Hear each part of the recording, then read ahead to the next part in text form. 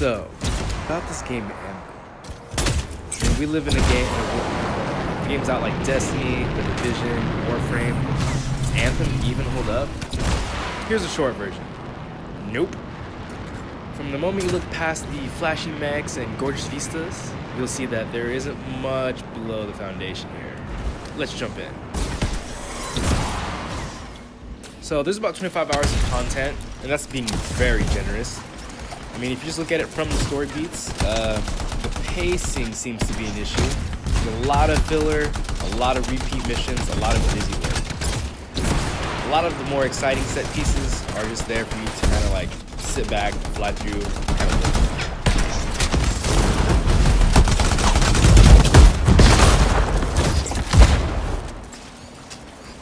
I mean, this being a BioWare game, people are probably expecting a riveting story or player choice with consequences, incredible world building and set action. I hate to say it, this is nothing like your Knights of the Old Republic or Mass Effect. Totally non-existent. I'm not gonna lie though, there are moments where the motion capture and NPC voice acting is very convincing, but I give more of that credit to the actors just being well written rather than to the developers creating a good piece of narration. Just like I said earlier, a lot of the activities you're going to be finding yourself doing in the game, you'll be doing over and over again, like hold point X, kill X amount of enemies, blah, blah, blah. Not only that, when you think about it all the way towards the end game, where you have the higher level activities, longer duration missions, well, there are only 3 strongholds in the game.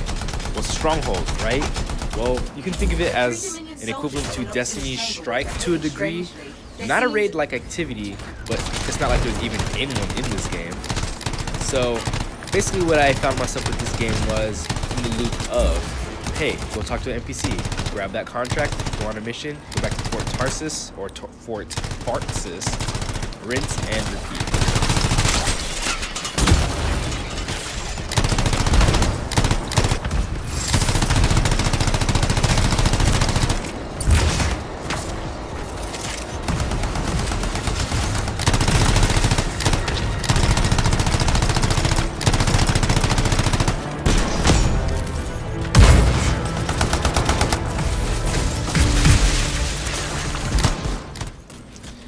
Now, I know it sounds like I'm just kind of bashing Anthem, but it's not all bad. There is a little bit of fun to be had here. I mean, there's no other game that lets you fly around at a whim just like Iron Man and truly take to the skies. It really does scratch that flight fantasy itch. As you can see from here, it's definitely a blast to fly around.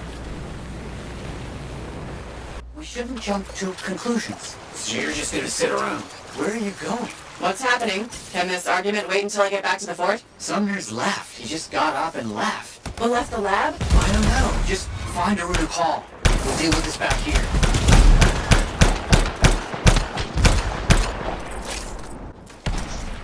The world 2 is awe-inspiring to say the least. You know, like I said, gorgeous vistas, insane architecture, large bodies of water, lush greens, and it's all in one giant environment. You know, the arid, the foliage and erosion feels like gods actually were here putting things together and then literally just left halfway through. But at the same time, it's hard to ignore the glaring. There's only one general biome. It's kind of like the arid, foresty area. I would kill to see like a desert type area and an ice area and things of that type of nature. Thinking something like Monster Hunter World, where you have different biomes of levels to hunt. One of the stronger points is definitely some of the moment-to-moment gameplay. The synergy of being able to fly, shoot, unleash abilities and ultimates from each javelin is probably what is the most engaging part of the game. Dropping enemies with powerful combos with detonator and timers is also very satisfying, watching the numbers pop up and combo sound cues going off on your headphones. But being the crown jewel of the game, just this small section of combat, well, that's the only place that the game really shines on its own.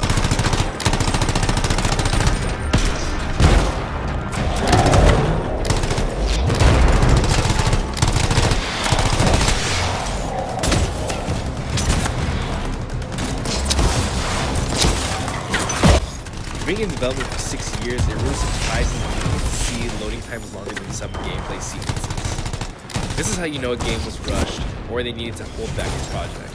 BioWare should have been able to better optimize its loading times for the consoles. Not to mention that even the loading screen can pop up at any time, and can be actually very frustrating, destroying my immersion. But I mean, they are patching the game, so hopefully this is a problem that they're glaring at and fix rather quickly.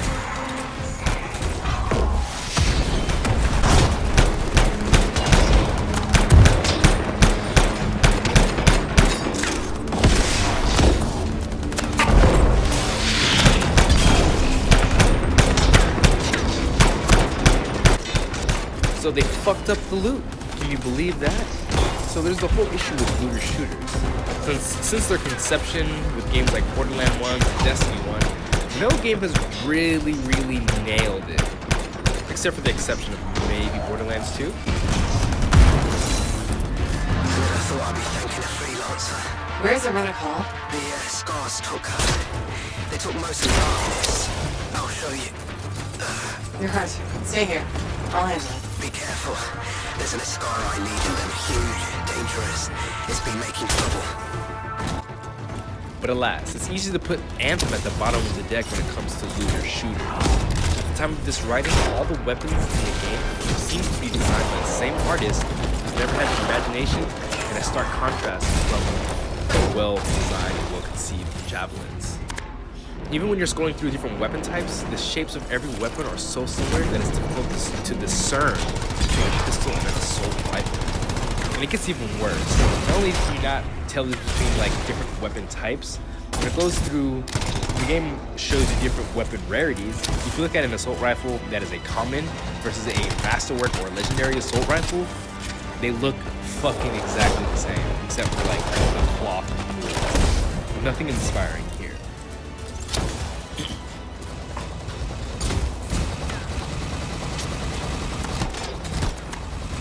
Guess what? It definitely gets worse. As of this writing, they've actually modified the loot drop rates and quality 2 times now. Let me paint a picture for you guys real quick. Everyone complains that the game sucks. Everyone complains that the loot sucks. And this game is all about looting and shooting. Now, not only that, some of the drops that you do get are dropping at such egregious rates and such shitty rolls that you may even get an inscription on a weapon that is completely useless. Then they patch the game.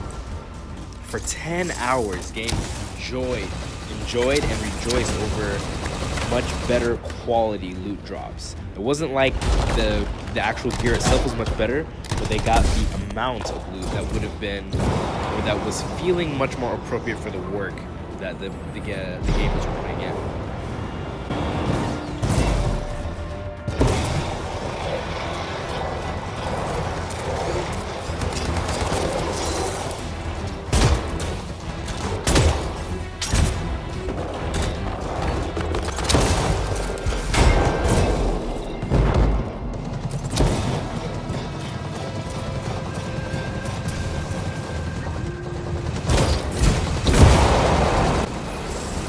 Well, if you made it this far, I'll leave you guys with the rest of the B-roll of this boss fight.